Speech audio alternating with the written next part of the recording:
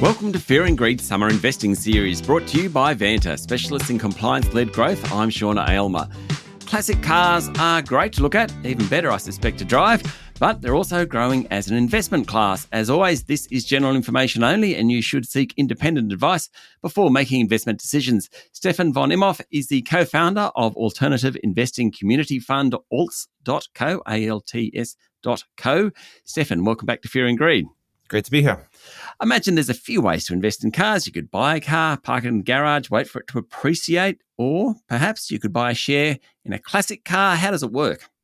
Yeah, absolutely. So you can go ahead and buy classic cars yourself at auction. Many people do. Collectors often do this.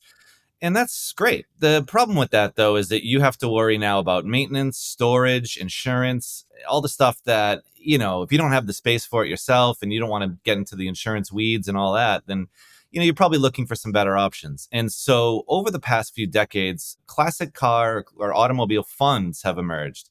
And these funds usually buy a series of high-end classic vehicles at auction, hold them, let them appreciate, and let investors, accredited investors to be clear, let them buy a slice of the fund and enjoy the appreciation. So we're seeing a lot of that these days. So what sort of cars are they buying? I'm guessing it ain't the Toyota Camry. No, it's not. It's not your old Camry, unfortunately. It's basically all the high end. So this market is essentially dominated by the high end, specifically one brand in particular, and that's Ferrari. So Ferrari is the most important brand in this market. Cars in general have been a pretty resilient alternative asset, about 11% IRR over the past decade, which is not bad at all, and pretty good for an alternative investment as well. So it's shown a lot of resilience, but to be clear, Ferraris are what's leading the pack here. So you want to look for, Testarossas, GTS, Berlinettas, which is in James Bond's GoldenEye. Yeah. I mean, this stuff is timeless, right? Yeah. And the design still holds up well. The young people love it, old people love it. So Ferraris are really where it's at. Do people drive these cars, or are they basically the funds just get them, look after them, insure them, make sure they keep running, but don't actually drive them? Well, I've never driven one, that's for sure, which is really a shame. Look, I think collectors maybe take them out for a spin. Serious investors, no, they're not moved from their storage unit, and they're very tightly, controlled. So unfortunately, the fun of driving them while you're investing in them is pretty minimal. You said accredited investors. Just explain what that means.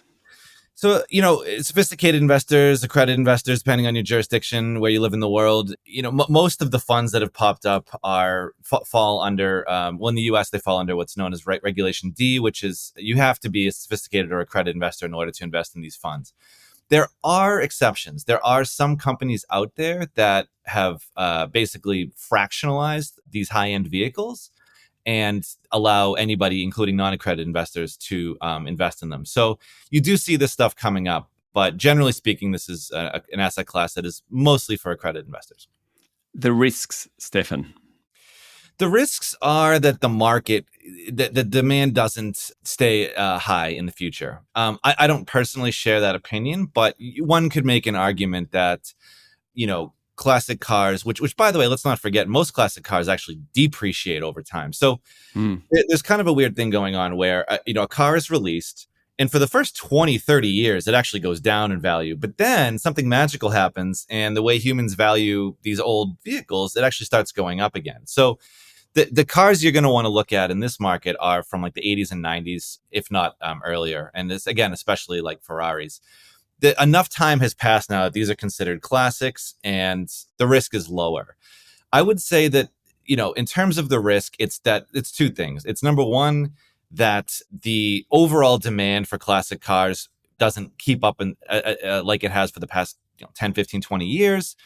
Maybe people lose their love for cars because of all the autonomous vehicles coming online or, any other reason. That's probably the biggest risk, frankly, which isn't that big of a risk in my opinion. The other risk, again, is just valuation. You want to make sure that you're buying something that, A, will definitely gives you room to appreciate, and B, there's not going to be, a ton of them in the market that just, pop up suddenly. So if you're buying rare, classic, beautiful vehicles in excellent condition, and you're ready for a long-term hold, 5, 10 years plus, that kind of area, it's a good alternative investment. Stefan, thanks for your time. Thank you. That was Stefan von Imhof from alternative investing community fund alt.co. Remember to get your own independent advice before making decisions. This is Fear and Greed's Summer Investing Series brought to you by Vanta.